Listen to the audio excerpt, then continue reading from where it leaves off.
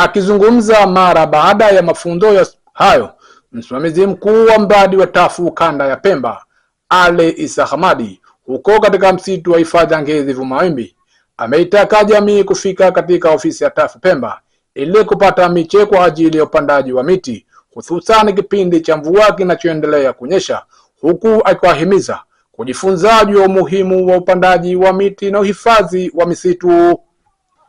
Waje katika vitalu vyetu, miti ipo hasa katika kipindi hiki cha mvua kwa ajili ya kuendeleza shughuli za upandaji.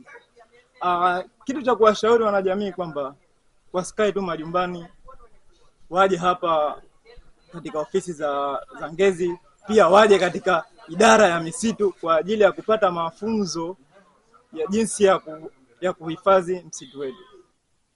Kwa upande wao, wanafunzi pamoja na walimu ambao wamefika kwa ajili ya kujifunza, mwanafunzi Rizwana Hamisi pamoja na mwalimu mkuu wa skuli ya Kipangani Sekondari Nasor Kasim Rashidi wameeleza umuhimu wa mafunzo ambayo wamejifunza.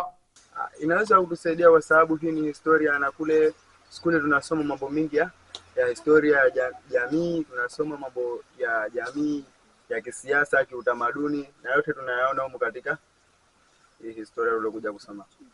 Kwa elimu tuliyopata leo, tunaweza kufahamu aina mbalimbali ya miti iliyomo katika msitu wa Ngezi na ambayo haipatikani katika sehemu nyingine yoyote.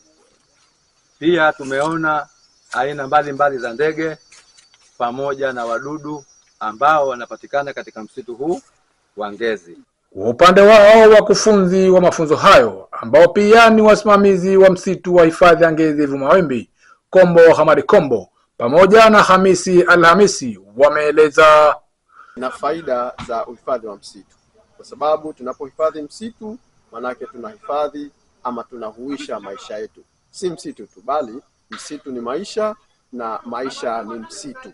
Kwa hivyo bila msitu manake hata maisha yetu yatakuwepo hatarini kutokana na magonjwa mbalimbali ambayo yanasababishwa na ongezeko la joto kutokana na ukosefu wa misitu. Wanaweza kuwa ni msaada mkubwa kwa wanajamii, lakini halikadhalika kwa taifa kwenye masuala mazima ya uhifadhi wa rasilimali misitu au misitu kwa ujumla.